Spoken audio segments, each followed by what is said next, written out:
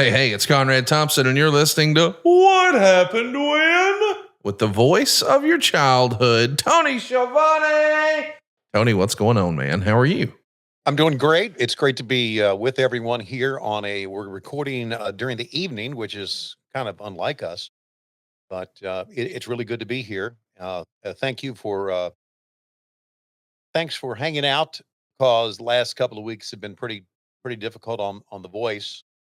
Missed, of course, a little bit of Dynamite, missed all of Collision, and then tried to go Sunday and on Forbidden Door, and I could go, but we talked about it. And we thought, you know what, you got plenty of announcers here.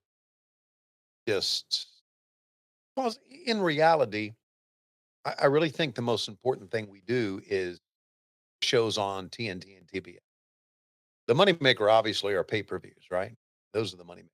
But where you get the most eyeballs are on your shows. So I saved it for the following week, and I'm glad I did because my voice was back, and there we are. Well, we're excited to be with you today. I know you've missed a few episodes of TV with some voice challenges, but boy, things are a-changing. How about Britt Baker coming back? That was a pretty cool little moment you guys shared together the other day. Yeah, it was good. Good to see her back because we have been very, very good friends. And told you that I would show you what she gave me. I haven't shown you that yet. Showed the Paint Your Life Yep. picture. That was so well done. And thank you very much again for that. And before this show is over, I'll show you what she did for me. I got right here on video, right there, a little whole memorial for Bug. Oh, wow. That's cool, man. Yeah. But I don't have Bug's ashes. They are downstairs on the mantle because, Lois really took care of him too. She really did. She kept him alive by giving him his medicine all those years. So didn't want to just be all Bogart and the puppy. Yeah. Bogart and the puppy, right? So hey, the good news is right now we are looking at getting another Chihuahua. What? Yeah, we are. So you got to tell me what's the scoop? What's the skinny? Well, it's a little girl and I have not. May be able to send this to Dave. I have not. It's going to take a while because she just came available on Angels Among Us. Angels Among Us Pet Rescue is where and thank for everybody for donating and buying these shirts. Donated the money to them, but she just became available on Angels Among Us, and so I checked into it, and I had to well had to do another application. So we'll see. I hope you get approved. Yeah, hope I get approved too. But it's still kind of unknown if she is even available or if she even works out. With adopting dogs, you just kind of you go through a process and you go to the. And I don't want to bore everyone with dog talk, but fuck it, I'm going to uh, go through this process to where you take a look at the dog and does the dog work okay and um work out. So we're going to see if she does work out okay for us, and if so, it's a girl dog. And so Dave, I just sent you her picture. Maybe you can post it up here. So maybe we'll have her with us soon.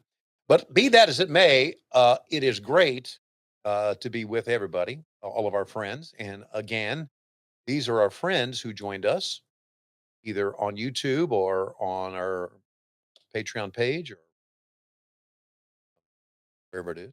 Yeah, absolutely. We got a live studio audience from patreon.com/WHW Monday. And of course, adfreeshows.com. Want to give a shout out to the usual suspects, Coach Rosie and Coach Keith and all the coaches, including John Hamilton and Rajiv and Jason and James. And shout out to all you guys. I see Bobby's hanging out. Appreciate you guys showing up and showing out for us on a Monday night. How about that? Tony, instead of people watching Monday Night Raw tonight, they're hanging out and watching Tony Schiavone. It's a Monday Night War of our own, right? Huh? That'll put some Yeah, butts in the seats.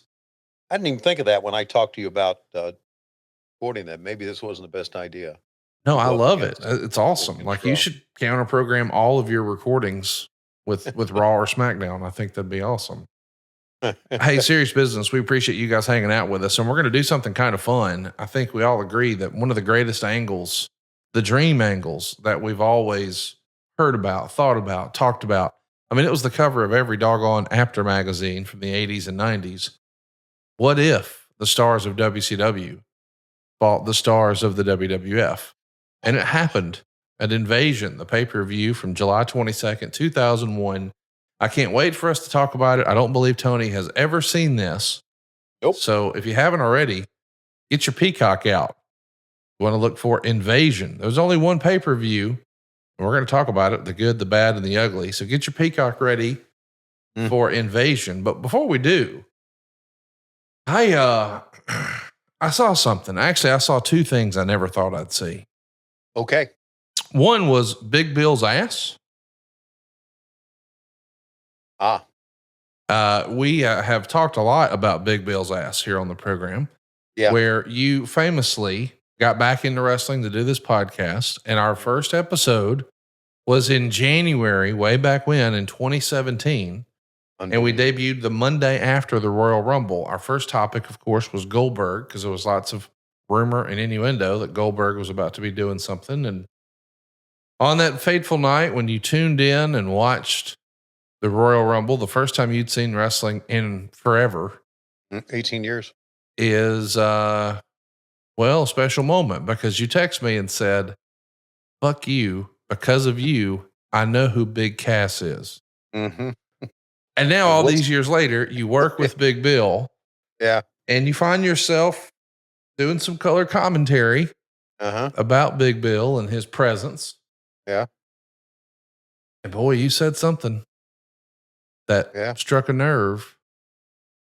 Yeah. He wears it on his tights now. Too much man. Isn't that amazing?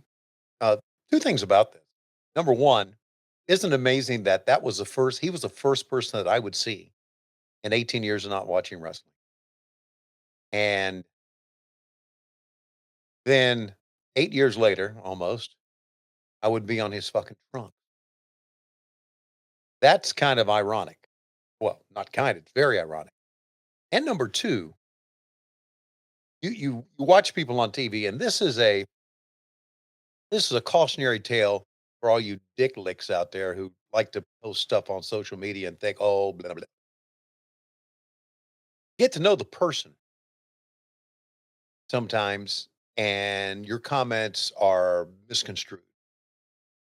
Big Bill, W. Morrissey, Big Cass, is one of the great human beings in wrestling and has one of the great stories in wrestling because of him coming back from alcohol, and is one of the great guys ever. And I'm so proud, I really am, to be on his trunks.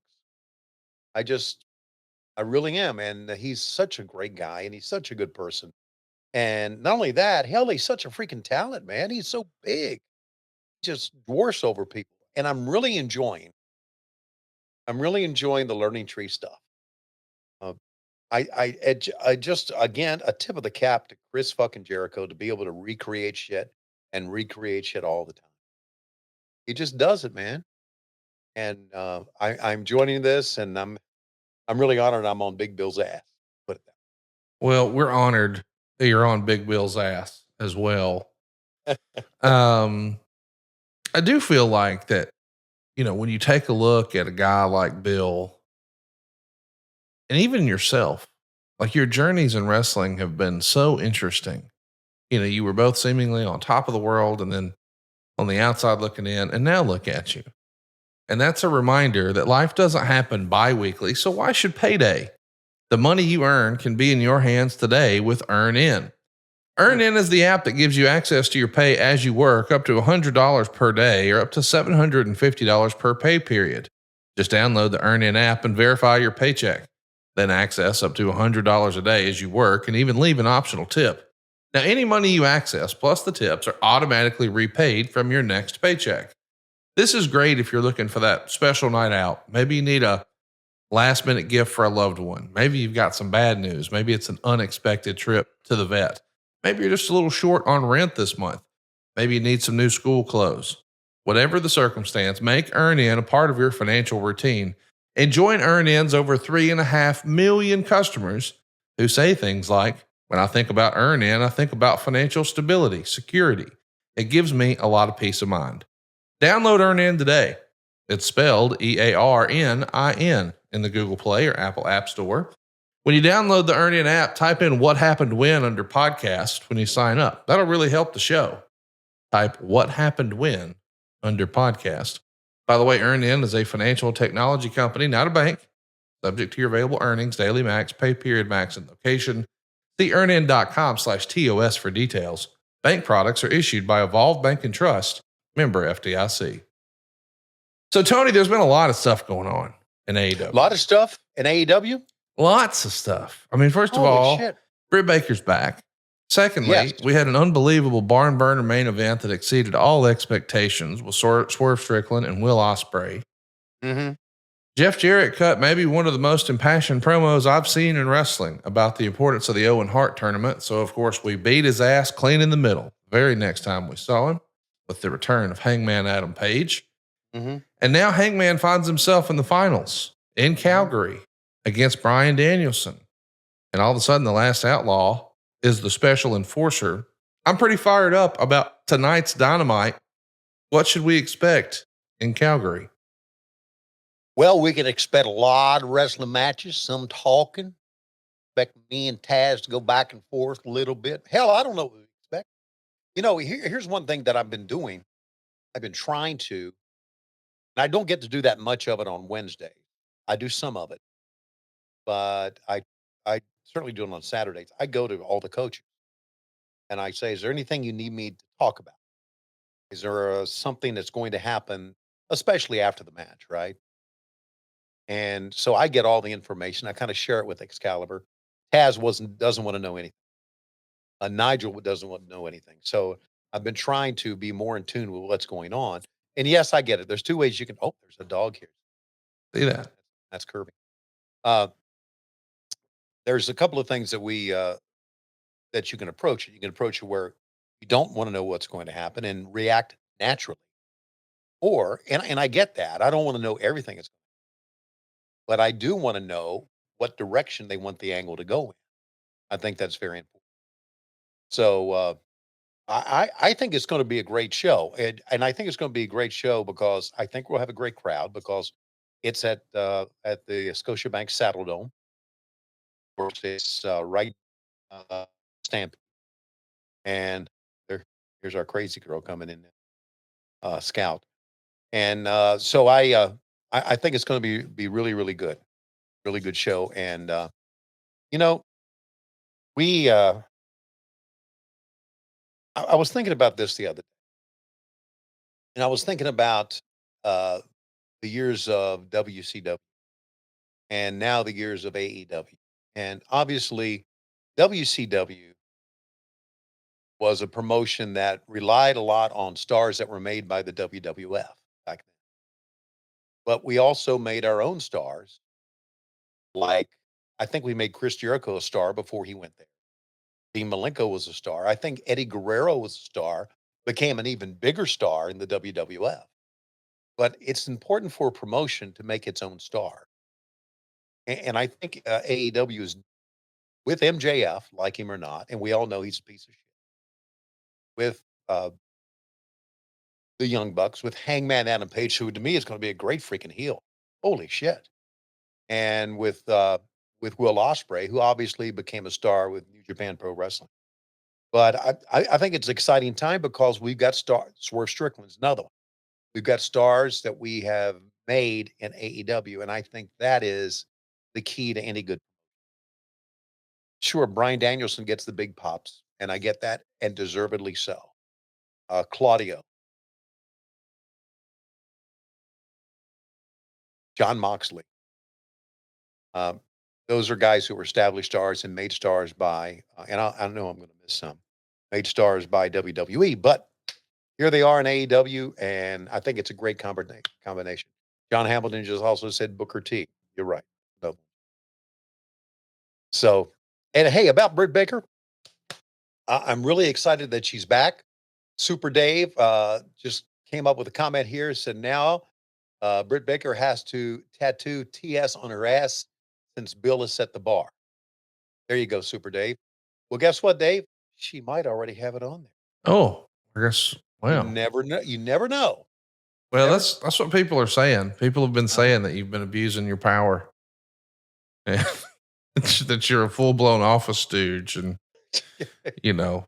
I mean, I think you even had that Rick Ross. All my bitches got my name tattooed across their titty. I mean, that's like Mhm. a thing you say. Yeah. But it could be worse. She could be Tony Atlas. I don't know if you saw this over the weekend, but Sure did. Yeah, you Tony sent it Atlas to went me. kind of viral on social Yeah, media. He posted, yeah. "My sole purpose this 4th of July, get kicked, punched, or stomped for every state in this country. But first, breakfast. Happy 4th of July from Master Lori and me to you, the red, white, and shoe.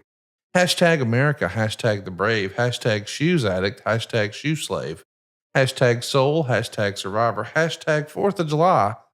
And it showed him licking a woman's shoe while it was still on her foot. What do you make of Yeah. this, Tony? I hope she didn't step in any dog shit. Wow. Yeah. Always comes back to the dogs here. Yeah, it does. Which reminds me of a great quote by Ole Anderson one time when he was a booker. He told me, I don't know what works sometimes, and I don't always know what doesn't, but I know dog shit when I smell it. What a great Great, line. great Ole Anderson. Speaking of dog shit, let's Mhm. see if we can't flash up that leftover that you're thinking of adopting. Okay. There you go. There she What is. names are we looking at for this little Chihuahua? Well, I've already got a name for her. The name that the name that the Angels Among Us has given her is Bitsy Mitzi. And I went, eh. But I know the name I'm going to give her. Which is? Ladybug. Oh my goodness. How about that? Huh? You're gonna call her Ladybug? Mm-hmm. Are you trying to make us cry on a Monday night here? Yes. Cry on a Monday night, son of a bitches. There you Wow. go. So hopefully we'll get her. If not, we'll try on something. Try something. There's plenty of Chihuahuas that need a home out there, and I wish I had plenty of real estate where I could give them. Well, Tony, now I'm going to go ahead and tell everybody how they can get to feeling better. And while I'm doing that, why don't you go Mhm. run and get that little monument gift from Britt Baker that Bug gave you?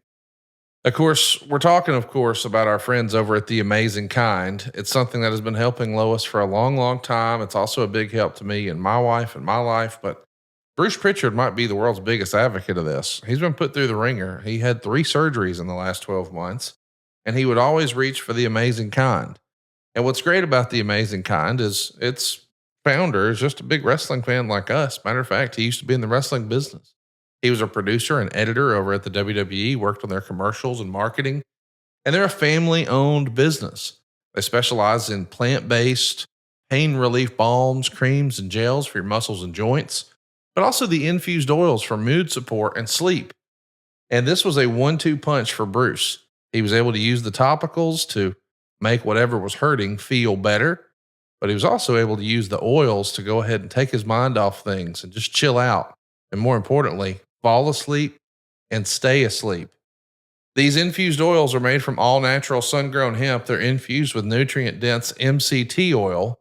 We're big believers in this. In case you're not familiar, CBD has actually helped reduce anxiety and help you relax. And CBG can actually help you focus. That's right. You can be sharper at work. Work for me. And CBN, well, it's a no brainer. That works and helps you get some sleep. That's the way I remember it. N for nighttime, right? I know it's worked for me and my wife. We're big believers in this, the infused oils to go ahead and help you get some sleep. But listen, if you got something that's hurting, maybe you got some muscle pain, some joint pain, even some specific skin conditions, the topicals are the real deal. There's something for everybody at theamazingkind.com, and they're wrestling fans just like us. I recommend you give it a shot, try them out. I think you're going to be glad you did. Go right now to theamazingkind.com. You'll see all their infused oils for mood support and sleep. You'll see all their pain relief balms and creams and gels for your muscles and joints. And you can even get 20% off when you use our promo code WRESTLE. So go right now to The Amazing Kind. That's KIND, theamazingkind.com. And you'll get 20% off when you use our promo code WRESTLE. It's great, man. I'm a big believer in it. CBN, that's what it's all about. It's going to make you feel tired. It's going to help you fall asleep. It's going to help you stay asleep. You're going to wake up feeling more rejuvenated. You're going to battle that insomnia. You're going to wake up fewer times through the night. We're talking about deep REM sleep. Man, hard to beat. Theamazingkind.com. Use our promo code WRESTLE. Tony, you teased us a few minutes ago and said that you got a pretty damn thoughtful gift from Britt Baker, DMD, about your little bugger. Yep. What's the deal? Here it is. Wow. It's called Waiting at the Door. I'll read it to you when I turn it around, but it's a very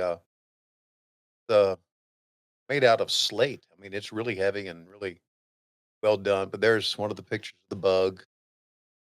Let's see. I was just a pup when we first met. I loved you from the start.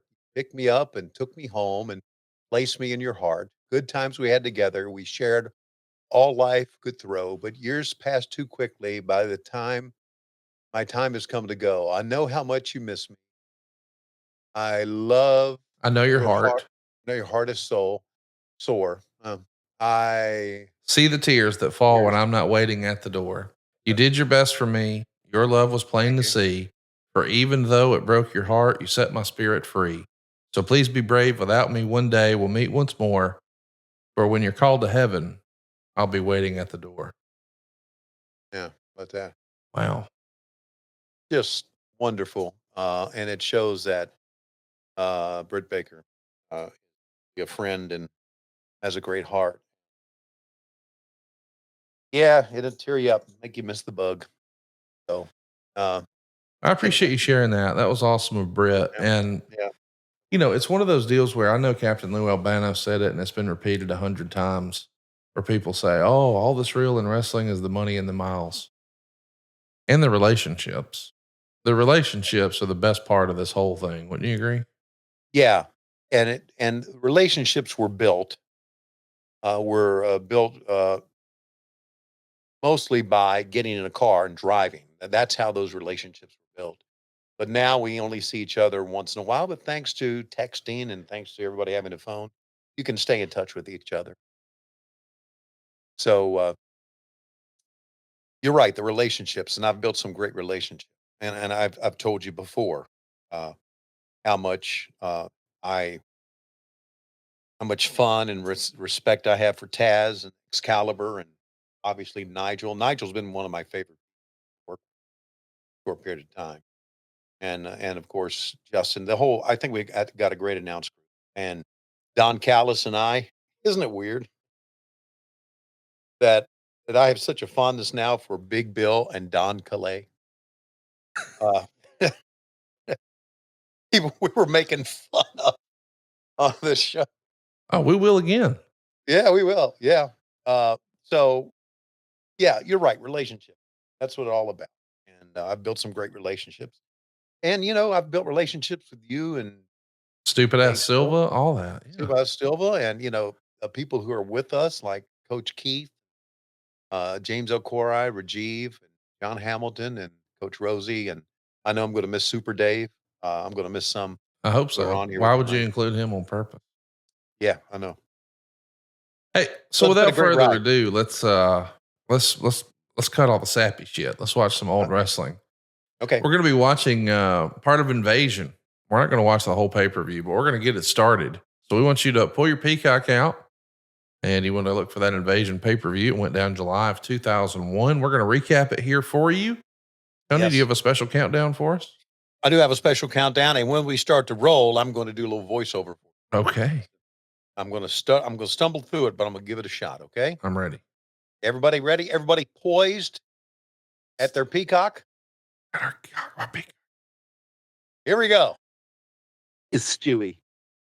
Family Guy is much better than the dynamic drab duo but on with another dreaded watch along in 3, 2, 1, play. It's time for the World Wrestling Federation.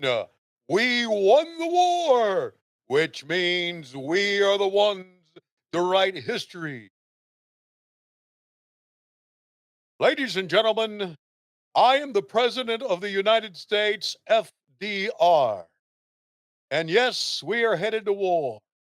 And only the family of McMahon and one fat ass would make fun of World War II.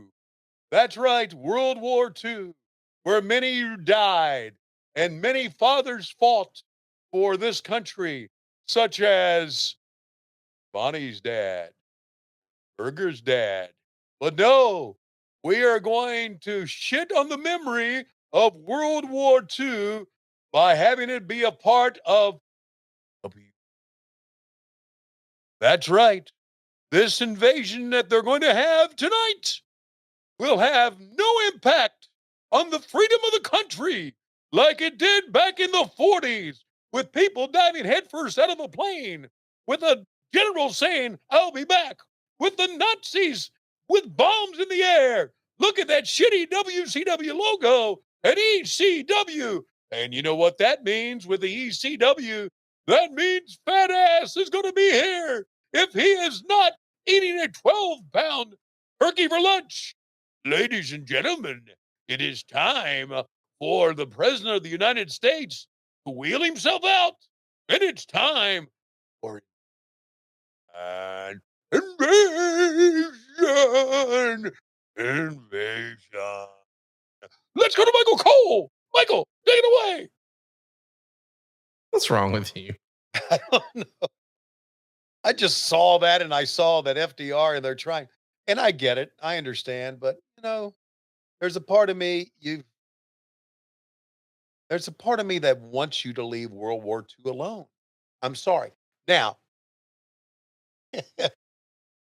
AEW may use it in the future, and I'll go, great job. But I just don't know how you can compare. Have you studied World War II at all? I mean, clearly not as much as you have. My Oh my God, I didn't God. know your You whole need to. family was in the war. Oh yeah. I mean, Lois's father uh, was liberated concentration camp, World War II. Well, And my dad was a messenger on the front lines from like, uh, get in that Jeep, son, give a message over here and duck the bullets. So both of our parents were there, and I've watched a lot of documentaries. There were so many lives lost in World War II, and there was so many. God, it was a horrible part of humanity, and I think we've forgotten. And to me, to have it part of an open of a wrestling. But then again, there's Lance Storm, who I freaking love, and I haven't seen in a long time. And oh, would you take a look at Mike Awesome in there as well? dude, how great is he? I mean, with the Oh, haircut, it looks a little oh man. different, but I love Mike Awesome. Oh, I do too. I do too. And but anyway, I've just leave World War. If you've got the time, go on Netflix and watch some of the World War II documentaries. Won't believe it. Watch the ones about Hitler. And now, have I bringing you down enough? Is this going to be Edge and Christian? It's Edge and Christian taking on Lance Storm and Mike Awesome. Oh wow, I love it. Edge was just crowned king of the ring, and Christian is carrying it around. God, the Christian I know now, even the Edge I know now, right? Just again, I was talking about stars earlier that were made stars in the WWE. A hero, obviously too. Well, And the Edge that you know now probably has some crutches. yeah, as a matter of fact, I was chatting with him today about that. How he was. If and I'll say this 100 million times, if everybody in wrestling had the attitude of Edge and Samoa Joe, we would all be millionaires. Really? I've never seen two guys with a better attitude in my life. Just professional. Absolutely. Not a knock on anybody else, but those are the two that come to mind. The best. Who comes to mind when I ask you who's the worst? Who's the worst? Yeah, just a real piece of shit. Dave Silva.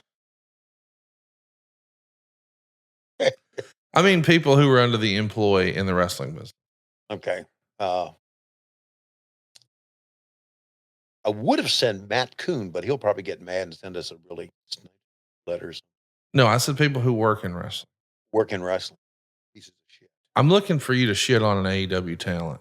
Yeah, it ain't gonna Just happen. trying to get some clickbait going here. It ain't gonna happen. I'm going to FaceTime Sean Ross Sapp if you could just lean forward. Yeah. Say it aloud, clear voice. Yeah. Yeah. I'll say it in a loud, clear voice. You ready? Yep. You got him on FaceTime? No, not yet. Okay. You get him on FaceTime. I'm not really going to FaceTime. Well, I really was going to say this. Hey, Sean, blow me. Wait. I like Sean. Why are you anti-Sean? What the fuck just happened? He's a stooge. They're all stooges. Come on. Come on. Stop. Yeah, you've never had one bad interaction with Sean Ross Sapp. I've never had any interaction with him. Then why is he a fucking stooge? Did you see Christian? No, I was busy looking at the biggest AEW stooge, Tony Schiavone. I mean, you're a professional stooge. That's what your business card says. People don't know this, but if you send an email to stooge@allelitewrestling.com, yeah, well, it goes to Jeff Jones, but it used to go to you, by God. Right. Well, now it's Mr. Stooge. Make sure you put an MR period on that. That's right.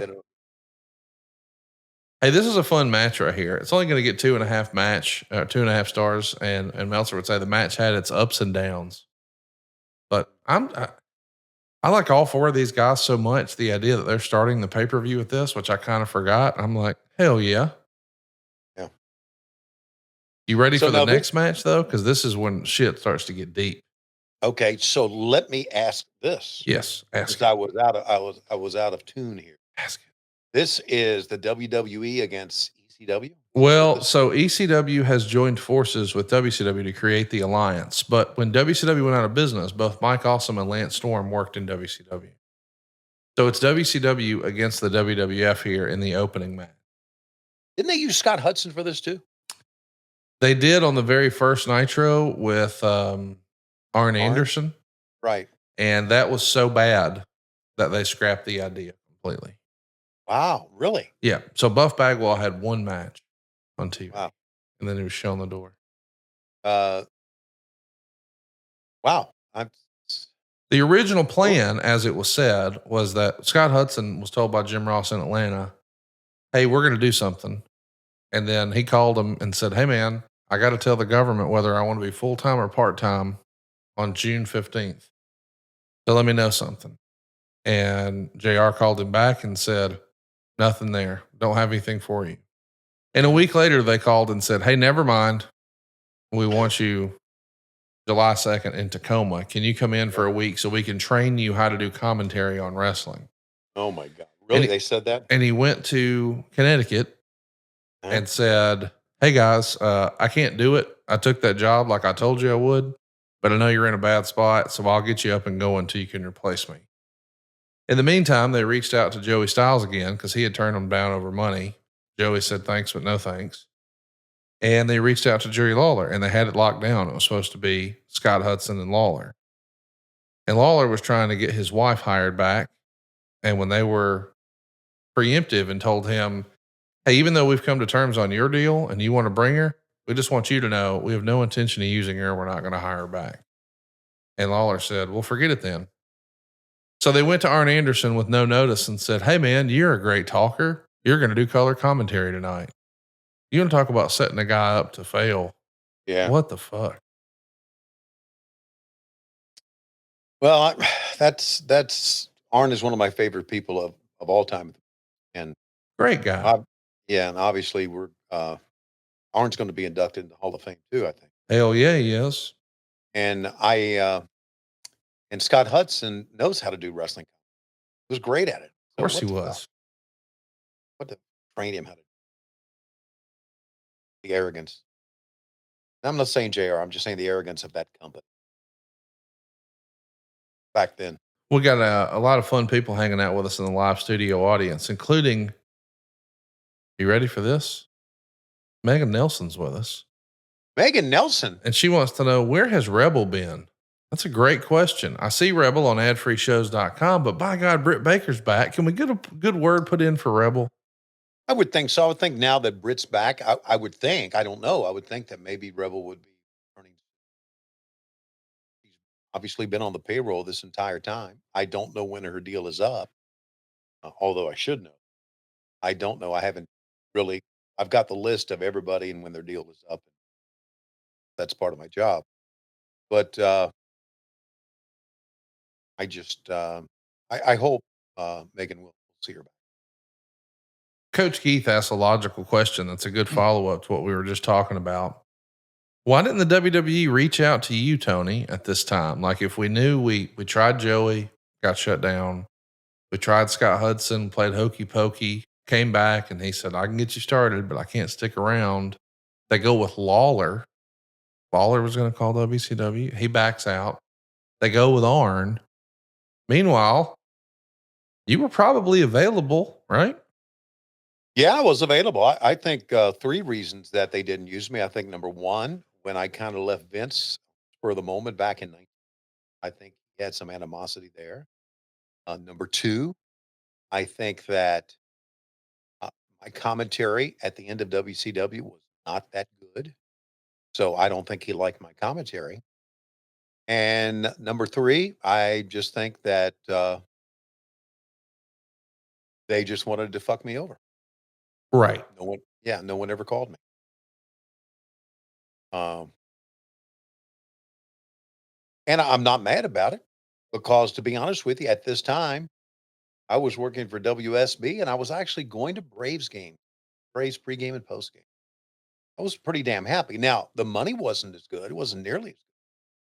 But with everything else I had going on, it was enough to, oh, so I was happy away from it. Yes, I tried to get on. I did. I called many times and, Kevin Dunn said, I'll call you back. And never would. I got the Jim in Buffalo says, we know you had a dead end interaction with Kevin Dunn after WCW was shut down, but did you and JR ever have a discussion about coming in? If not, do you think that would have helped? Yeah, you know what? I was in North Carolina and I saw him at a WWE event. I went to it. I even talked to Vince. And JR was talking. I was talking to JR about coming back to work in wrestling, maybe. And he said, "Well, he didn't really give me one way or the other, and he didn't really commit one way or the other. No, they don't want you. Yes, there's a chance for non-committal." Vince talked to me. Vince said, "You're always welcome." He was bullshitting me. So I walked away from being in North Carolina that time with them, realizing that I was never going to go back. Even saw Kevin Dunn that day, and so yeah. But it worked out for the. I got to work. I got to stay here in Atlanta in this house. I've been here 34 years. Got to got to work for the Georgia Bulldogs, work for the Atlanta Braves. It all worked out, and you know what? And again, it's like life. You just never know, do you? No. You never know what life is going to bring you. And look at now, as they say. Thanks to you. Thanks to Tony Khan. Well, glad they didn't. I'm glad they didn't either. And John Hamilton has the follow up question we all want to know. Can you get me a Yeah. job at AEW? John? Yeah, anybody. Can you just hire like everybody in the live chat, all of our Okay. guests? Do you think John, you could get us all gigs? I'm going to say the same thing to you, John, that Vince Russo said in one of these dark sides of the ring at the end of it. Somebody asked Vince Russo, "Can I get a job in wrestling?" And Vince said, "Not want a job in professional." And that's my answer. You do not want to work in. I would agree with that. Yeah. It's it's very stressful. It's a mess at times. It's rewarding many times, but it's not what you think it is, man. It's not what you think it is. Look on the outside and look like Edge and Christian just won the match. You look on the outside looking in and say, man, that would be cool. No, not. Plus, there's no jobs available, so fuck off.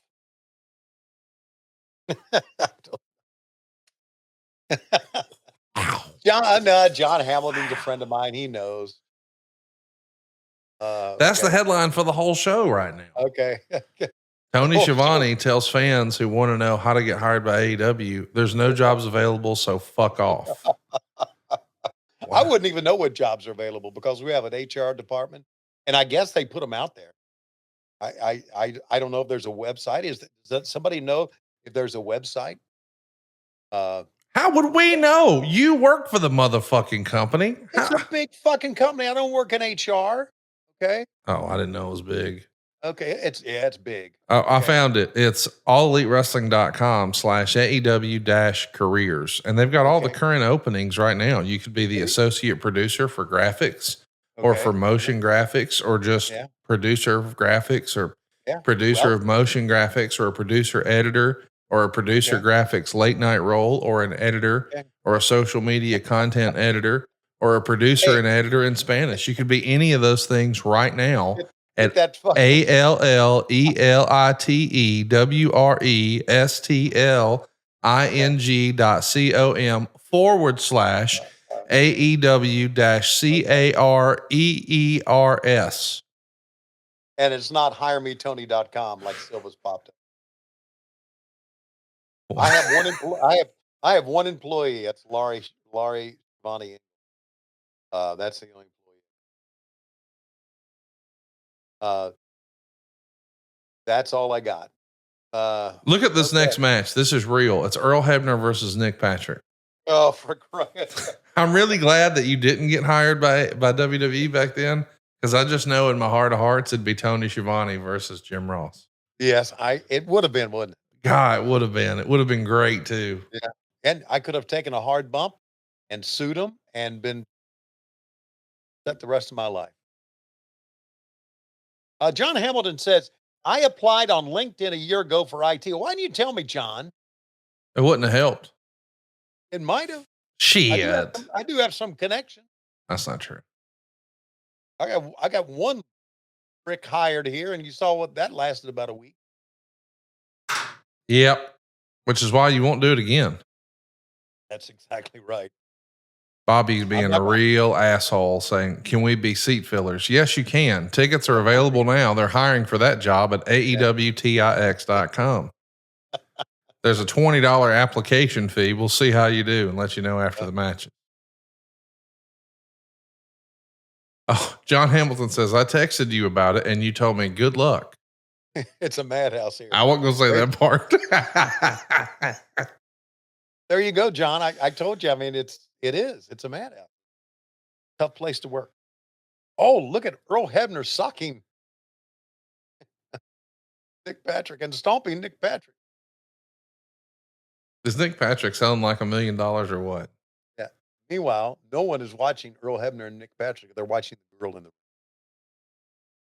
Look at the fans rising. Everybody's wanting to put some respect on the name of the hardcore legend, Mr. Mick Foley.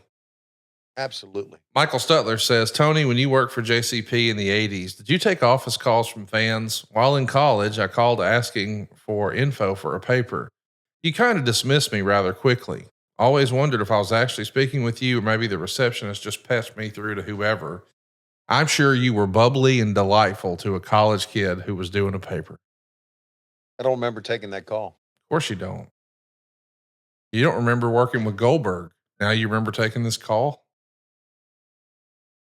Here's what you probably said. There's no jobs available. Fuck off.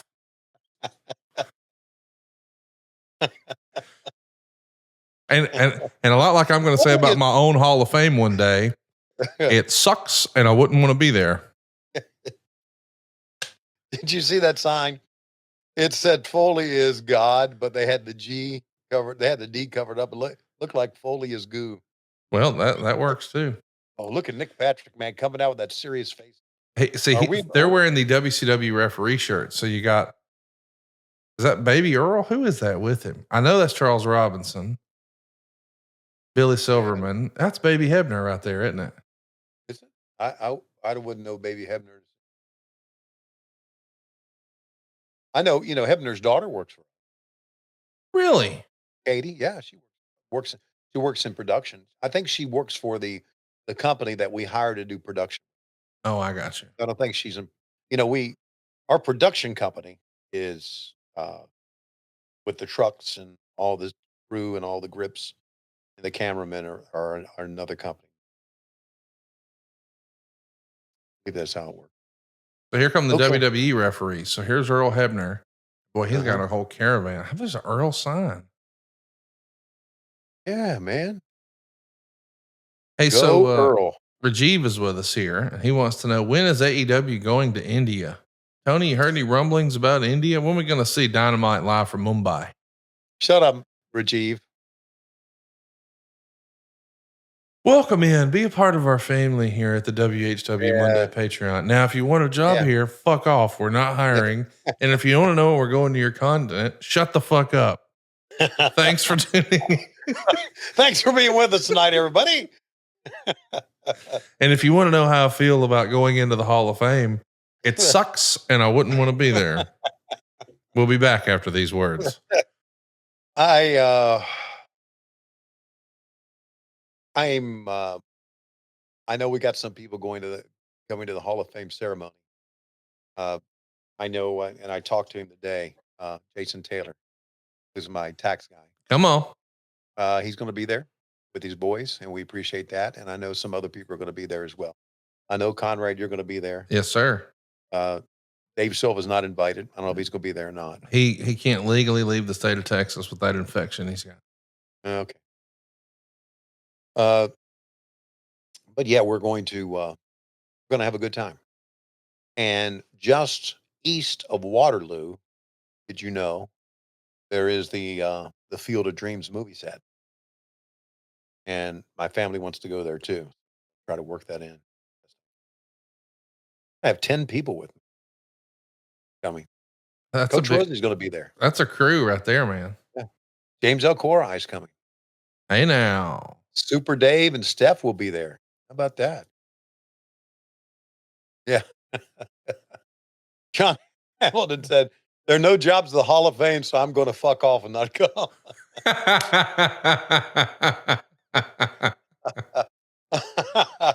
That's good. You would think with that humor that you wouldn't think that John's from South Carolina, but he is. Anthony D is with us here live, and he says, with Janie Engel being interviewed after 20 plus years away from the business, would you like to see her again or extend her an invitation to an AEW show? Yeah, I'd love to see Janie. We've texted back and forth, not on a regular basis. Janie was a good person. Well, is a good person. She not only worked for us and was Eric Bischoff's executive producer, but she worked for the Hogan family after WCW went out of business. So very well respected. Rajiv was talking earlier today. You were going on a little ramble, a rant, if you will, about how, yes, there were stars that were successful in WCW that were made in the WWF, but it's important that a promotion grow their own stars. And Rajiv had a follow up to that. He says, what is Tony's definition of a star? Different for a lot of people. Yeah. Well, to me, it's, I guess, this is a double-edged sword.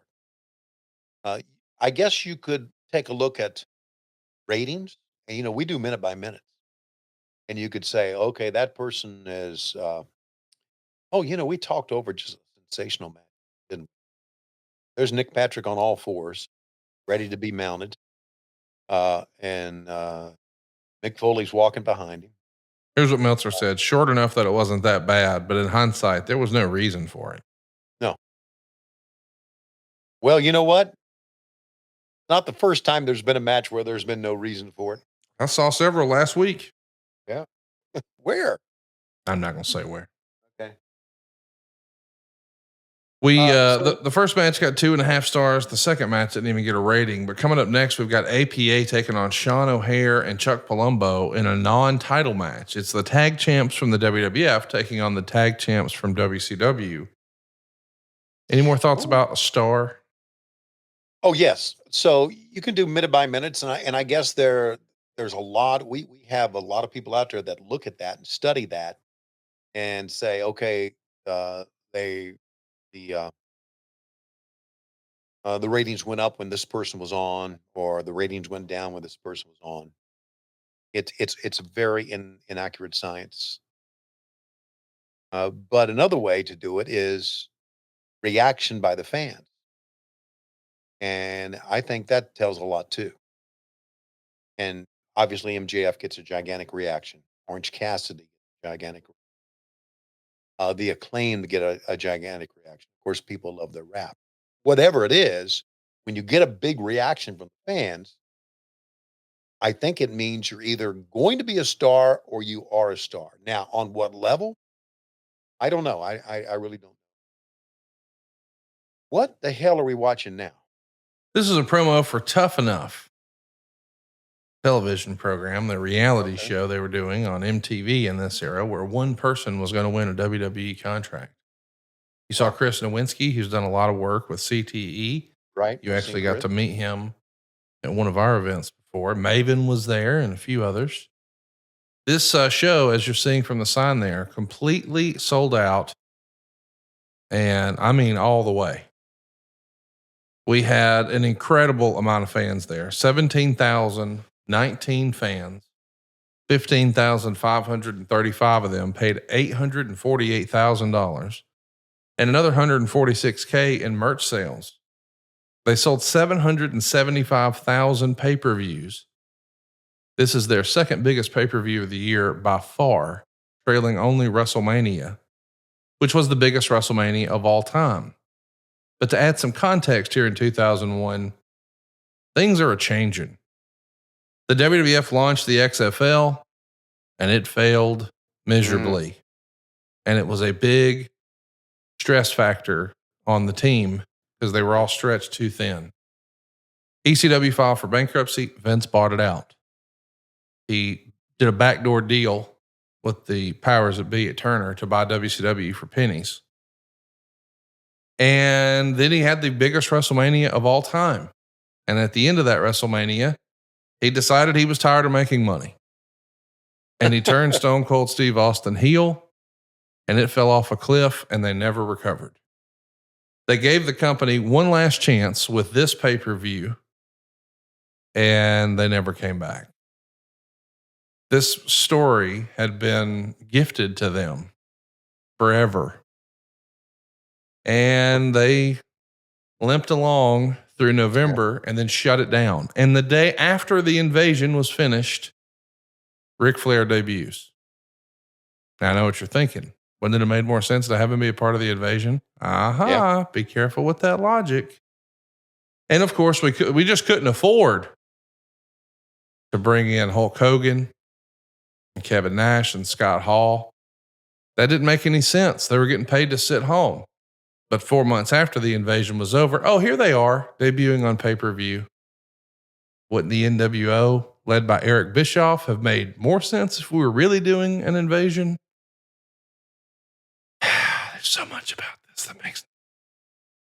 Well, let me interrupt here and tell you this, that it's like I've said, and it's like I say to a lot of people backstage.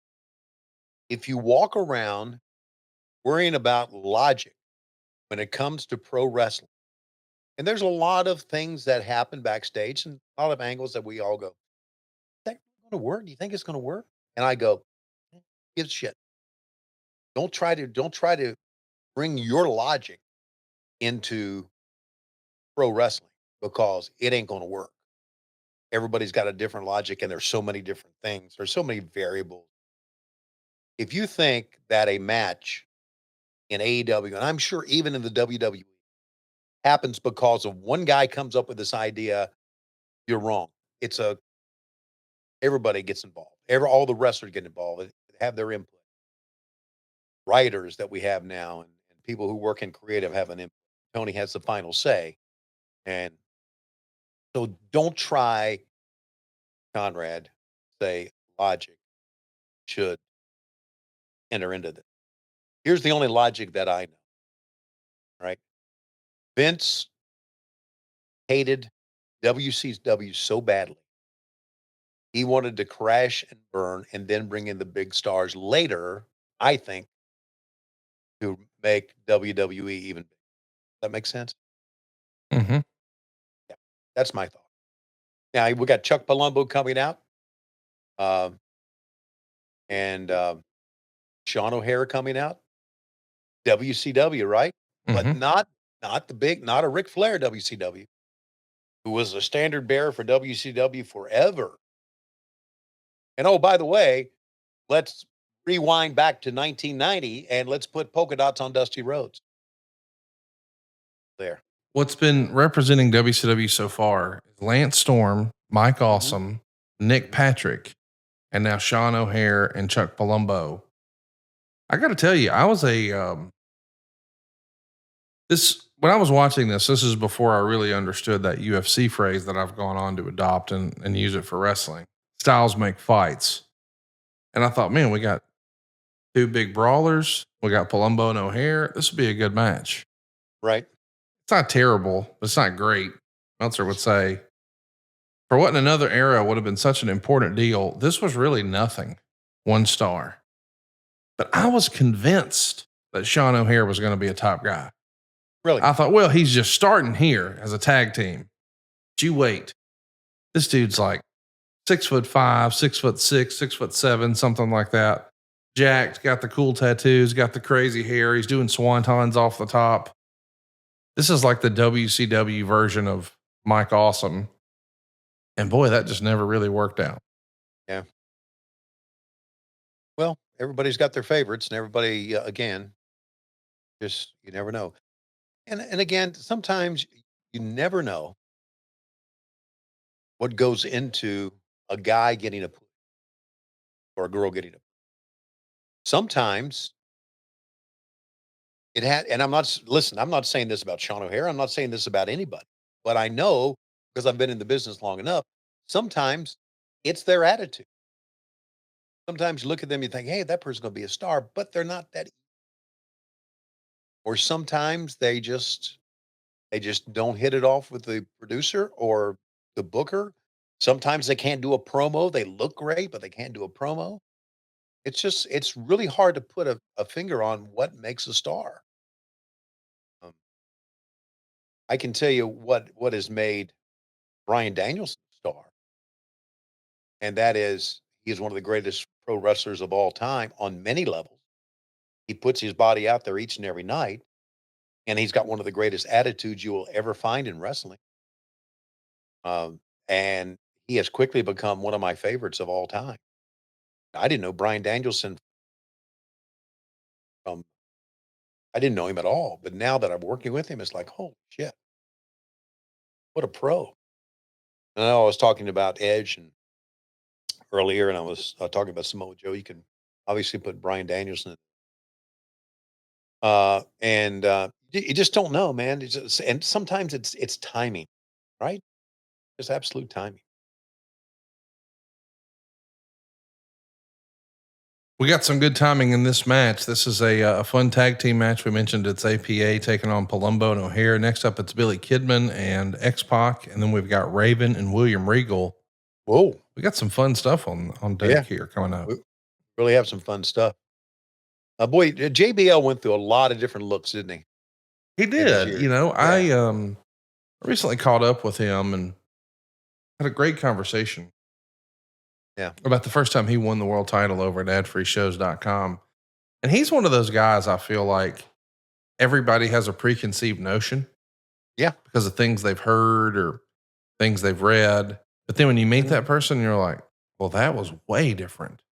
Of course. And I've had that happen a few times. I mean, I was convinced Tully Blanchard was a horrible human being. And then I met him and I'm like, this is the nicest guy ever. Yep.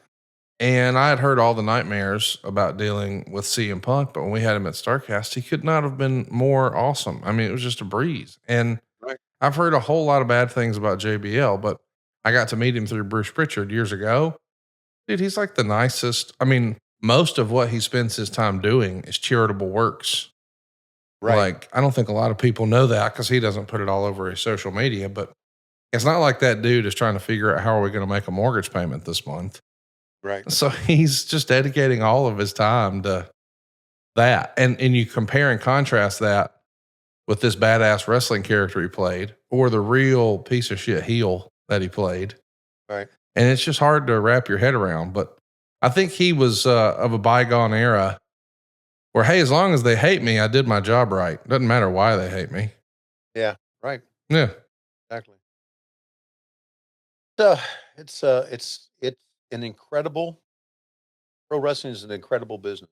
And when I first got into it, back in the 80s, I had no idea what I was getting into. But I loved it so much. And through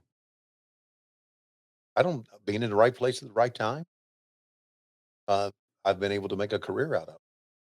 But who in the world would have thought here in 2024 that I would still be doing it and still be doing it, still be calling matches on Turner Broadcasting? What the fuck? Really? I'm calling matches on TNT. No, listen, 2016, 2015, 2014. Someone had told me that I would have said bullshit.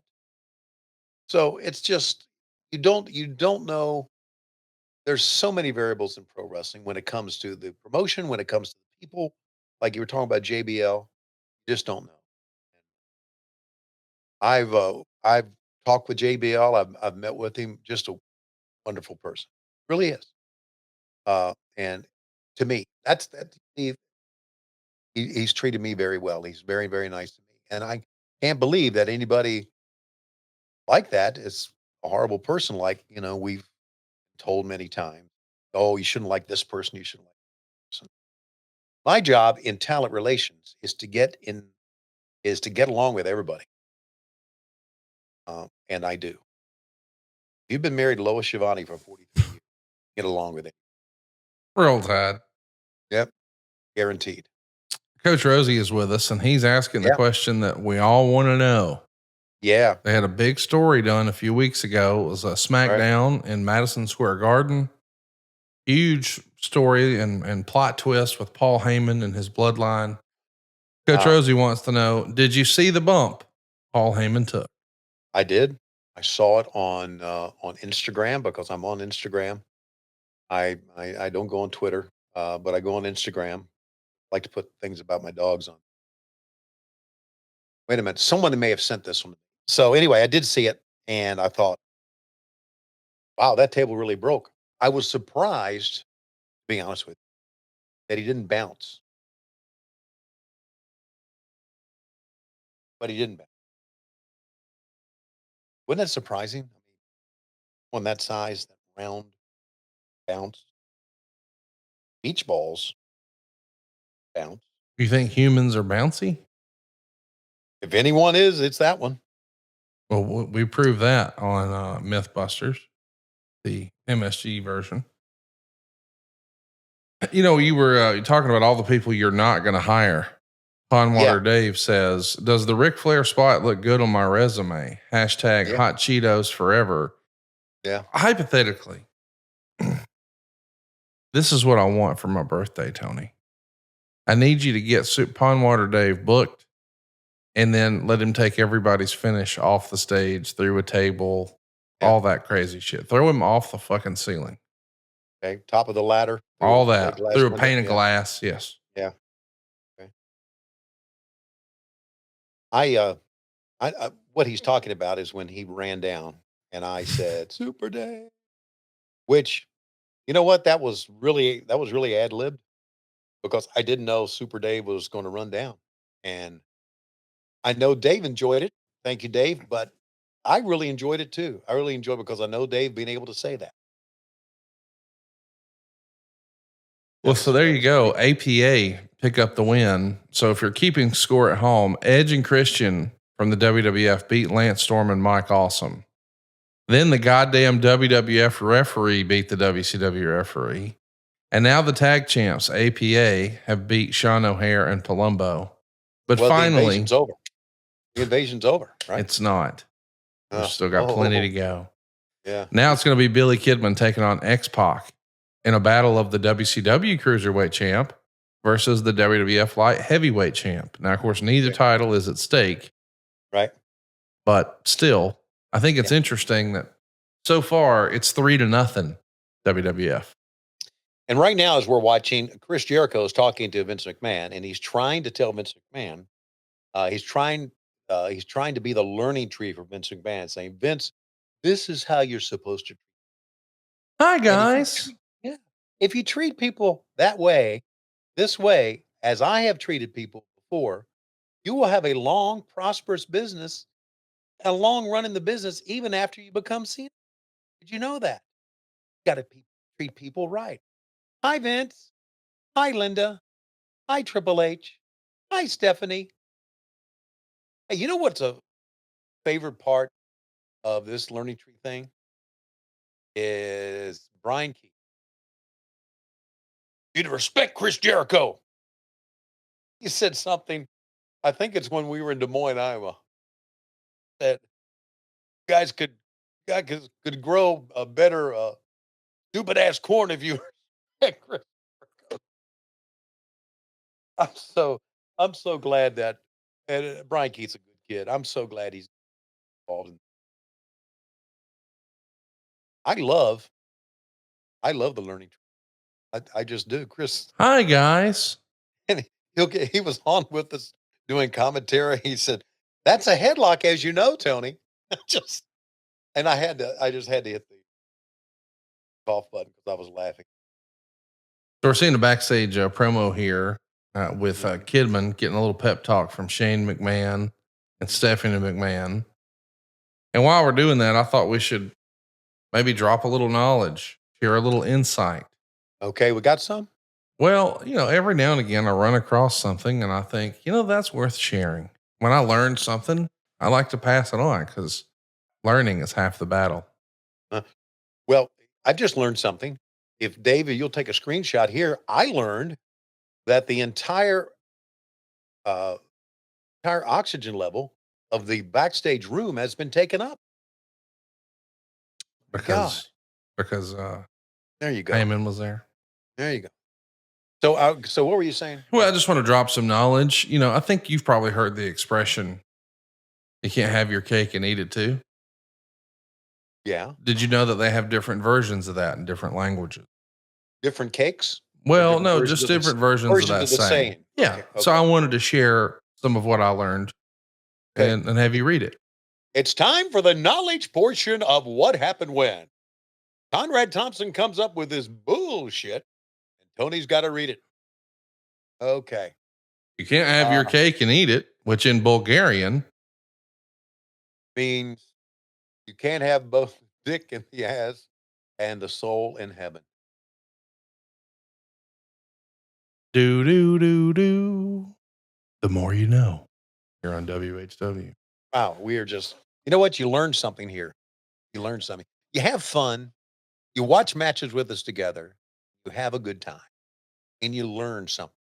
And I think what we've learned, not only do we learn that saying today, but we learned that you should probably keep your own job and be happy with it. Stay out of pro wrestling. Because there's no jobs.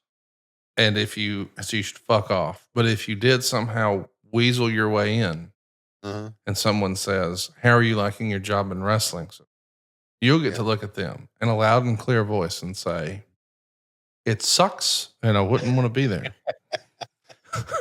Or if you want, and here's what I really want. I hope you'll write this down and you use it on Lois, because I know it's not like that's something you say all the time, but at some point in the next calendar year, you're going to be able to reach into your back pocket and dust off, have your cake and eat it too. The Bulgarian version. Lois, you can't have a dick in your ass and your soul in heaven. Can't exist. Everybody knows that. Yeah, that's logic, right? You got to ask Rusev if he's ever around again, if that's real. Yeah. Because can you imagine? Like, I didn't know that was a thing in Bulgaria. But I'll admit, I've never been to Bulgaria. No, me neither. I don't know about souls in heavens up there. I don't know. Well, it's universal. Speaking of Wow. universal, it's universal that Sean Waltman is the measuring stick. He looks fantastic here, wrestling as the X-Pac. Of course, we saw him here once upon a time as the 1-2-3 Kid. Right. And then 6, and now he's back as X-Pac. And he is the light heavyweight champion. But he's got heat with the crowd. Even though technically WCW are supposed to be the heels and the WWF are supposed to be the baby faces, they booed Sean Waltman because he's a heel. Pretty good match. Gets 2 stars. They go 7 minutes and 22 seconds. We got a bunch of different questions here. Let's get to one from Coach Rosie, who's with us in New York. And he's actually doing a live recording with us while the rest of his family is at Wicked, the play on Broadway. And he says, would the dad, Tony Schiavone, sit out going to Wicked on Broadway to save $300, which is the price per ticket? No, I would go to Wicked. I've been to Wicked on Broadway. Lois and I went. What a great show. No. Go. If you're in New York, you can be with us anytime, right? See it. And you could be popular. One of the songs. We're watching a pretty good match here. We know how we both feel about Billy Kidman. We hated his guts. We hate his guts. Still do. But we both like Sean Waltman. He's a dog person. Maybe that's why. Yes, he is. Exactly. Always has his dog with him. There's a Huracanrana.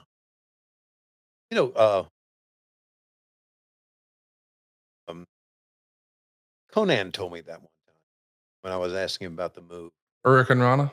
He said it's not Huracanrana. He said it's Huracanrana. You know what Ric Flair calls it? He calls it $1,000 tip for being a nice person. And he calls it have a Corona. Have a Corona. By the way, speaking of Rick, I think we should, we'll be sure to link it in the description today.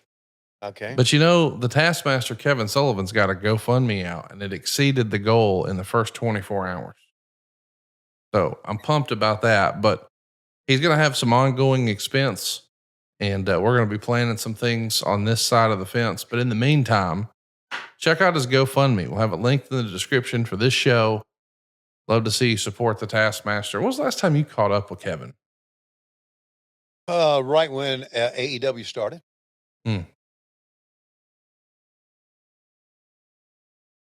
Got a text about. Oh, the Chihuahua? Yeah. Were you approved? I was approved, but now I've got to find out if she's right for me. Oh, what does that mean? You're going to go on a date? No, what happens is these dogs go to foster parents, okay? And then you go meet the dog at the foster parents and you determine, is this dog right for you? Because this dog is going to be in a house with a crazy dog. Yes. With Scout, who's we found out is part Australian cattle dog. Matter of fact, is right under right now. Hey, Scout, come here, baby. Loves her daddy. She does. So we'll see. Anyway, where was I? We were talking about wrestling, weren't we? That's what this podcast is about. Ain't about dogs. About wrestling. I just saw something that happened earlier today. I guess you maybe heard that Sika passed away. Roman Reigns' dad, one half of the Wild Samoan tag team, legendary tag team. I knew that, right. They had the viewing for him this past Saturday down here in Pensacola. And friend of the show, Michael Hayes, was on the exact same plane as my gimmick attorney when he was coming to visit and hang out. And Michael Hayes was on the plane. So I texted him and said, hey, man, we're going to lunch at so-and-so if you want to go. And he said, wait, where are you? I'm in Pensacola. And he goes, oh man, I'm going to the viewing. I guess some idiots attended and were trying to take pictures and video and post it on social of the Are current you wrestlers. And I'm like, what the fuck is wrong with you? serious? It says if you're a fan or a fan page and have access to the content and videos of some of the Anoa'i family is sharing, be respectful and don't repost. If you have access to families' pages, it doesn't mean it's your place to share their experience. Remain respectful from a distance and understand what is consent to share and what's not for sharing. Keep videos private. Sharing a photo of Roman Reigns and his cousin Jimmy Uso is fine. Sharing the actual funeral part is not okay with the Anoa'i family. Why do we have to say stuff like that? It feels like should be known. You ever seen on YouTube the pranksters and stuff like that? Yeah. Wouldn't you just love just to beat the fuck out of them? I've seen that happen a few times. No, I mean beat the fuck out of them.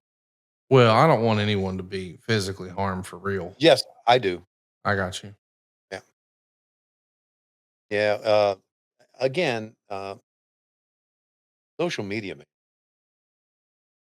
I'm not so sure how good it was for America. Sure.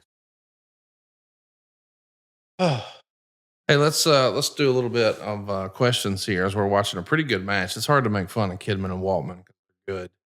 Coach Keith says in the last episode of The Book with David Crockett, which is over at adfreeshows.com, Mr. Crockett told Conrad that him and Jim used to get into a lot of fist fights. Tony, did you ever witness one? And who was the toughest Crockett? Well, David actually wrestled, so one would think that David could have been tough as Crockett. Jackie was pretty tough too. Jackie passed away, and but I never witnessed one of the fist fights. But I had heard about them. I had heard about them.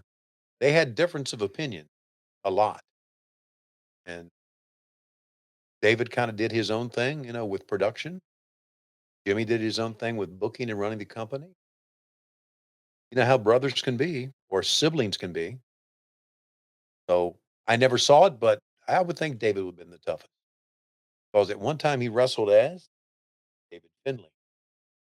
There's a picture of him out there. Did you ever ask him about that? We To did. put Yeah, together? absolutely. And he put it on I mean, we of him didn't. Yeah, in tight? I've seen him wrestling. Yes. I didn't ask him to spread his butt cheeks or anything like that. No, I mean a picture of him in wrestling tights. What is wrong with you? You know what? What is wrong with you? What do you mean? What where'd you get spread butt cheeks out of what I just said? Well, you were like, has he sent Okay. you any pictures? Well, no, of him in his wrestling tights. I just sent a picture to Whoa. Dave Get us Silva, not of my spread butt, Okay. but Get of Get wow. us a picture of this, Dave, right now. Get us a picture. Yeah, let's Uh, go ahead and pop up on the screen what's happening in the okay. backstage Yeah. area, right? Okay. This makes you want to hate Billy Kidman and David Flair all in one. I will hate both of those sons of bitches until the day they Yeah. die. Yeah. Hate This them is so no good. much. Stacy Keibler. Is the definition of roll tide. Yes. Maybe, and this is not maybe the most beautiful woman ever in wrestling. Yes. A natural freaking. Ain't nothing wrong with Tori Wilson now. No, Tori was gorgeous too. Speaking of gorgeous, here's your boy, the Swamp Thing himself, Raven, coming out All to right. take on your other pal, William Regal. So Oh, wow. representing ECW, here's Raven. He'll be taking on William Regal. Now, I know what you're thinking. Hey, wait a minute. Wasn't Raven back in the WWF by the time ECW went under? Yes, but that's detail. Who cares about that? Did Billy Kidman lose to 1-2-3 Kid here? No, he won. So WCW is Has won. 1-3 so far. Oh. Raven's going to pick up the win here. There's a spoiler. So they're going to be 2-3. And then it'll be Chris Kanyon and Sean Stasiak and Hugh Morris taking on Big Show, Billy Gunn, and Albert. Okay. Which is as random as it sounds. How do you not love William Regal? Oh my God. He looks great there too. Yes. Look at the shape he's in. Of course, William had gone through a lot, right? Hey, you asked for it. You ready for this? Yeah. Ladies and gentlemen, here's David Crockett as a wrestler. How about that? There's David Finley. Matter of fact, that's how he waters his lawn in Charlotte to this day. Still has that Jack Briscoe zip up top on. What do you think about the old zip up jackets? It made you look like a real wrestler, right? Hey, how do I feel about not only going into a Hall of Fame, but going to a Hall of Fame at the Dan Gable Museum? Come on. How about that for a big deal? Shit. Brian's going to be with us. He's a big fan of the TNT Hall of Fame. And he says, do you have your speech ready for Waterloo? Can't wait to see you there. Yeah, I do. Just going to be thanking some. Not going to take up much time. But yeah, I kind of got it ready. I got to put on a card. All I have to. A lot of people. No, you don't. Yeah, there is. John Hamilton has a fun question. He wants to know, any chance you'll dress up as Uncle Baby Billy for Halloween? I don't know who Uncle Baby Billy is. You haven't seen Righteous Gemstones? No. Oh. Recommend it. Coach Rosie wants to know if you watched the new Beverly Hills Cop movie, and if so, what'd you think? I have not watched it. Where is it? Netflix. Okay. I've got tomorrow. I've got like a 4 hour and 40-minute flight to Calgary. So maybe I'll download it and watch it. James Elkrow wants to know, if you had to, could you tuck your penis through your balls and the tip of your penis touch your asshole? Would it No. reach? Also, Got all the by the important way, questions done. we have, very many times we will talk about TV shows. We've already talked about Beverly Hills Cop. Uh, has anyone seen The Bear? I love The Bear. I haven't seen the new season. I saw season 1 and 2. Oh, I've heard 3 is disappointing. no, it's not. Not at all. Somebody told me it was disappointing, but I've also heard that Game of Thrones was good, but then it started to peter out at the. Yeah. I didn't That's watch Game true. of Thrones though. I couldn't get into it. Yeah, I was the whole long ride on that. But The Bear is awesome, and season 3 is awesome, and John Cena makes a cameo. So good stuff. You need to watch it. One of the best written TV shows ever. Oh, look at them. They're outside, man. They're outside of the ring. How about that? We've got as you probably seen in AEW a LED board Mm-hmm. as part of the ringside area and a part of the ring. Fancy. It's yeah, but it's pretty solid too. If you get thrown into that, man, or even on the top of it, I'm surprised no one's broken it. Think they're gonna break it? Who knows? Listen, I'm not afraid of what I'm more afraid of is kids getting hurt. I mean, seriously. The stuff they do now, that because I know these kids and I Wait, now respect when them you say all. kids, are you saying like Darby Allen getting glass in him, or glass going into the crowd and hurting a minor? Well, that could happen too, but I'm Yeah. I'm I'm saying more like a wrestler getting hurt because Connor, you've seen so like a Darby Allen, the stuff that he's done, and people doing the tope suicida or the coming off the top. Hey, you haven't seen Vikingo in quite a while, have you? Nope. Okay, so I mean, it just that stuff wears on you. Uh, and I just, we talk about a bump card all the time. I just don't want to see someone get seriously. Really don't. because a lot of times they see things, they want to top that, right? And obviously the kids know how to say stay safe, but man, I just don't want, don't want to have another Buff Bagwell situation. That was terrible. But and this is why that many times, most of the time, when we have a gigantic, brutal, kick ass, crazy bump match, I will go in the back and thank them both or all four or all six for putting their body on the line for a damn good show. That's what they do. So that always concerns. And Raven and Lord William here are having a pretty good match. Hell yeah, they are. Yeah, they're once again they both know what the hell they're doing. I like Raven with the red hair too. Regal is so good, so smooth, and he knows how to call a match without you knowing he's calling a match. That's an art, you know?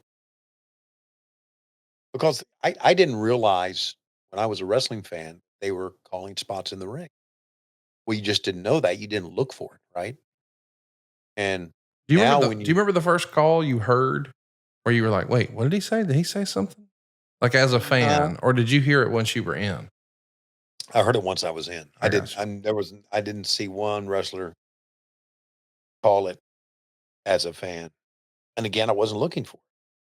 But now in the era of looking for it and knowing it's out there, I just think that, oh my God Almighty. There he is, Oh my God. the human suplex machine. That ought to get it done. I love him. Oh, how come you haven't done a podcast with him? He uh, not ready? Don't Or you have you put that done evil on me, Ricky Bobby? No, listen, we will eventually. It's just a matter yeah. of time. But I know that it's going to be a full time gig for me. I'm gonna have to quit the mortgage business podcast with Taz. Exactly. Yeah, exactly. Call it But I digress with Taz. or yeah, the dude and Conrad. Something like It's that. just Conrad gonna and the dude. it's just gonna be an orange rectangle with a black T on it. Here's how it'll go. Hey, it's Conrad Thompson, and you're listening to Taz Time. Taz, what's going on, man?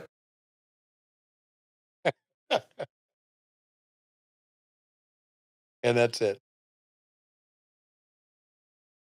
Then afterwards, he'll say to you, Thanks for "Do you joining want?" us here at Taz Time. We want to thank our sponsors again. By the way, I still do mortgages and I can help you too at savewithconrad.com. Go check out all of our 5-star reviews, including this one we just got a few days ago from Fairfax, Virginia. Lori says, all was clear and incredibly helpful to move us through the process. Thank you, Larry. One 5-star review after another. Over 1,300 5-star reviews all ready for you at conradreviews.com. When it comes to getting you out of an apartment and into a house, there's never been a better time to do it than right now. It is very much a buyer's market. Sellers are giving all sorts of incentives. We've even got special loan programs that can help you get out of that apartment and into a house. And now's the time to do it at savewithconrad.com. By the way, you don't need perfect credit or money out of your pocket to get started. If we can't help you save some cash, we won't waste your time. And at savewithconrad.com, we don't say no, we say not yet, but here's how. Get a plan to save your family some money with my family at savewithconrad.com. NMLS number 32416. We'll be back next week right here on Taz Time. That's my contribution. You just heard our first Taz episode. There you go. And then, well, you could just record your portion and play it at the beginning. And then he'll call you. Why didn't you say anything? Yes. What's that? Just leave me hanging on my own? What didn't you say anything? Well, how long did it take for you to realize you don't have to take it seriously? Like, I'm sure at first you took it all at face value, but it happened enough where you were like, oh, okay, this is just how he is. This is a weekly thing. Yeah, it took me not knowing what a little bit is, but I didn't know right off the bat. God, I love working. Laugh so much. I mean, so much. And not all the laughter uh, is on set. A lot of it's backstage. And here's another guy who I just absolutely love. I didn't know him until I started working at AEW, and that's Billy Gunn. Of course, I've known Paul forever. Always admired and respected Paul, uh, but Billy Gunn, buddy, Billy Gunn does not give a shit. If you have a bad match, you go to Billy Gunn and ask, "Hey, how was that match? Get ready, buddy. Get ready to have your feelings hurt. He's gonna let you know. You got it coming out here, It's Albert." yeah, A Train, Matt Bloom. It's the weirdest 6-man tag of all time. Big Show teaming up with Billy Gunn and Okay, Albert to right? take on Chris Canyon, John Wow, Stasiak, and Hugh Morris. holy smokes! I mean, it's a lot of stars, a lot of talented people, but it just feels random. It feels like they're trying to have a dick in their ass and their soul in heaven. Hey, Hugh Morris, which I understand Hugh Morris is going to be in Waterloo. Is he really? I saw it on the yeah, I saw it on the website. I know he was there last year. He went in as the trainer. By the way, Tony, I'm on the board of that Hall of Fame.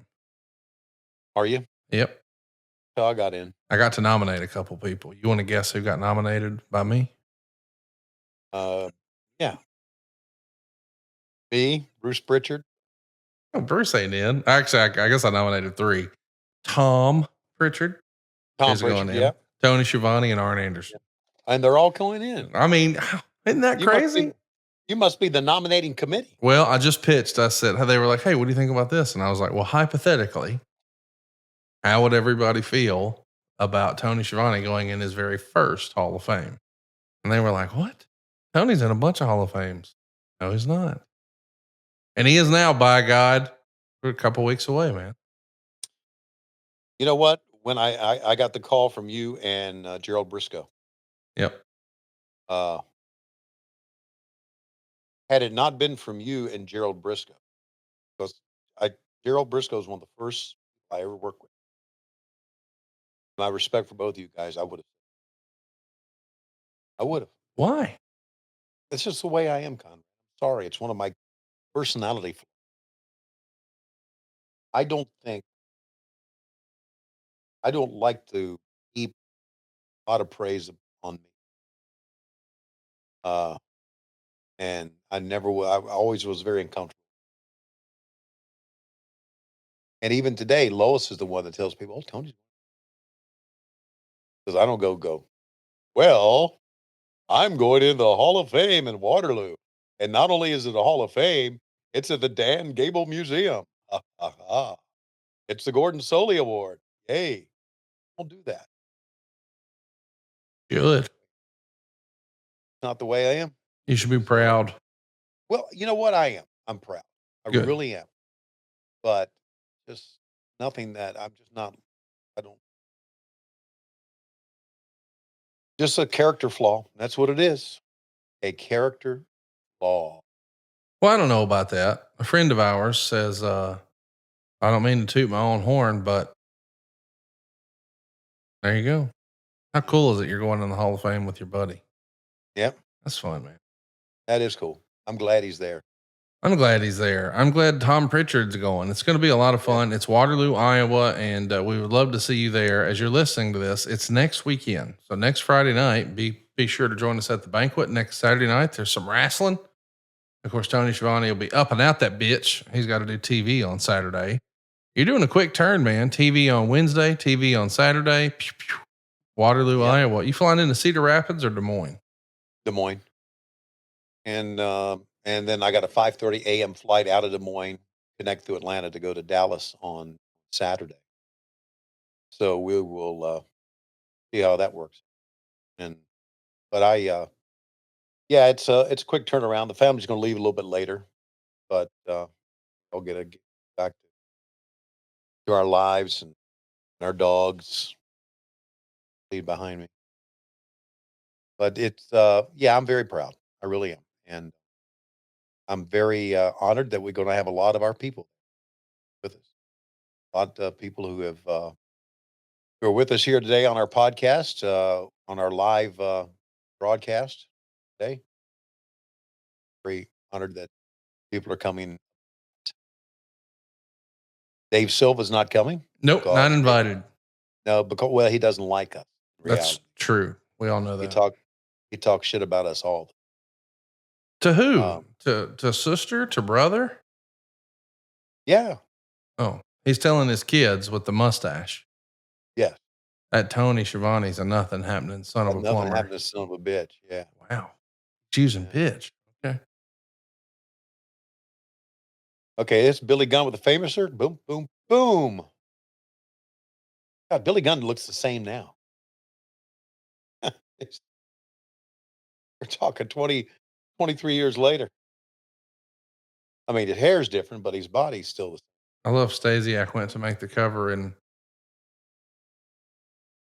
Billy had to say, no, you're not in this. Get out. same. Either That way, was cool. we saw That was cool. WCW tie it up here. Yeah. So it was 3-0 WWE and then Billy Kidman, Raven, and now Chris Canyon's group. They've tied it up. So we're 3 apiece.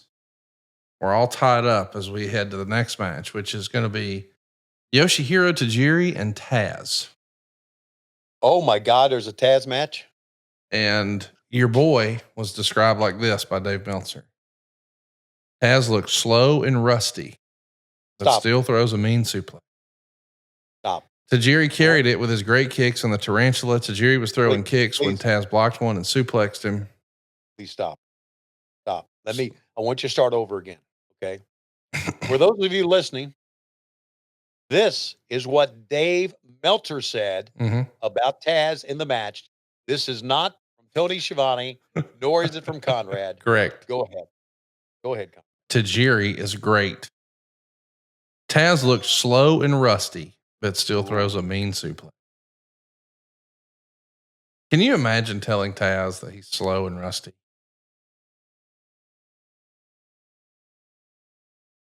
We got a time code here. I'm watching and I see in the backstage area, we've got Booker T chatting with Shane McMahon. Shane's trying to hype him up. You see Booker T with the U.S. title over his right shoulder, the big gold belt over his left shoulder. He's both the world champion and the U.S. champion. And he's going to be in the main event where it's Team Alliance, which is ECW/WCW. So it's the Dudleys, Rhino, DDP, and Booker T. I guess Booker's like the captain. And they'll be taking on Steve Austin, who's been a heel, but now he's a babyface. He's teaming with Kurt Angle, Chris Jericho, The Undertaker, and Kane. They got a 30-minute match coming up in our main event. Before we get there, things are going to get a little better looking when Trish teams with Lita to take on Tori Wilson and Stacy Keibler in a double bra and panties match. Whoa. And right before that, probably the match of the show, Rob Van Dam and Jeff Hardy. They're going to go 12 minutes and 24 seconds. But sadly, Tony, that's what we're watching next week. We're going to watch Invasion Part 2 next week. But first, we're going to get out of here with Tajiri getting a little pep talk from William Regal. And he's going to take on Taz. Overall, this show got 53.6% thumbs up, 21.3% thumbs down, and 25.1% thumbs in the middle. It was nearly universal.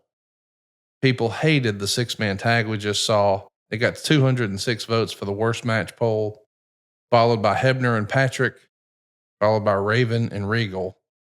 Meanwhile, the best match poll, boy, it's damn near unanimous. Rob Van Dam and Jeff Hardy got 460 votes for the best match. And the 10-man inaugural brawl, which is our main event, got 44 votes. So it's all about that Rob Van Dam, Jeff Hardy match we're going to see next week. Wow. And here comes Taz with 2 Z's on his name. That's right. Because the cartoon company owns TAZ.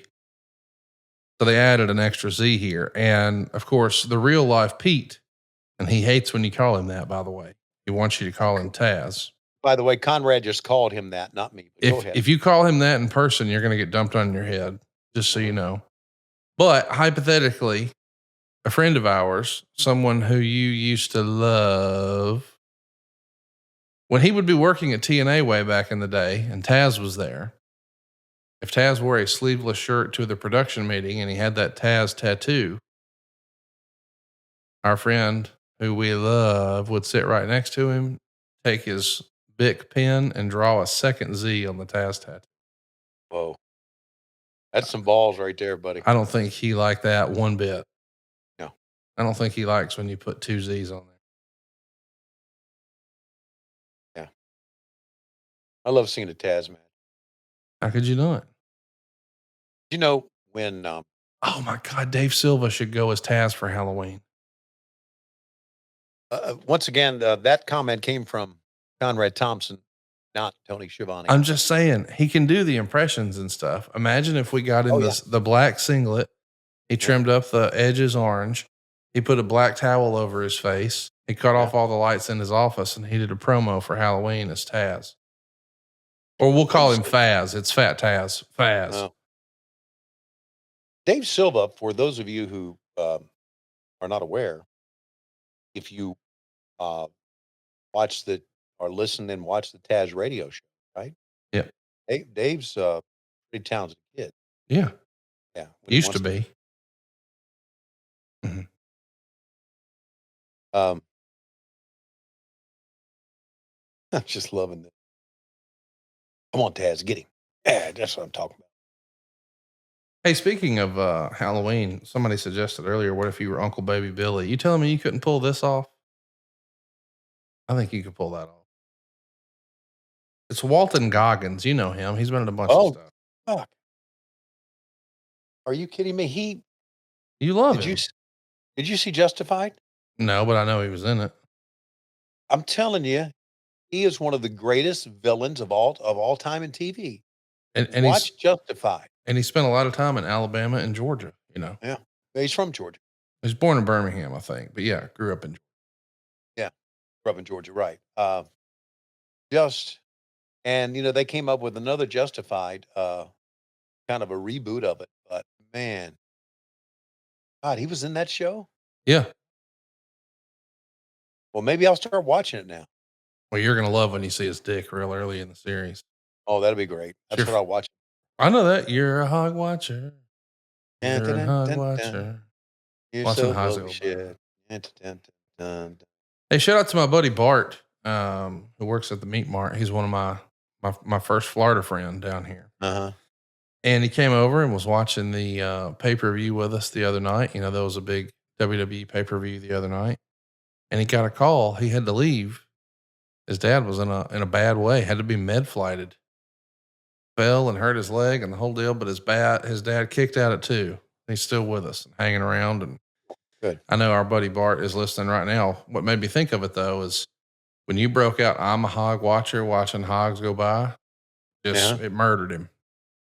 He laughed so hard he couldn't breathe. So people love when you talk about, your first loves, wrestling, baseball, dogs, show tunes, hog lines, cock imprints, dirty stories from the guy who put together the ring.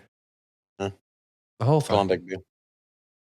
No, but there's a dirty guy who puts together the AEW rings. You were just telling me about that the other day. I know we can't say his name, but no, there's not. You're lying again. Well, there could be if you just hire pond water.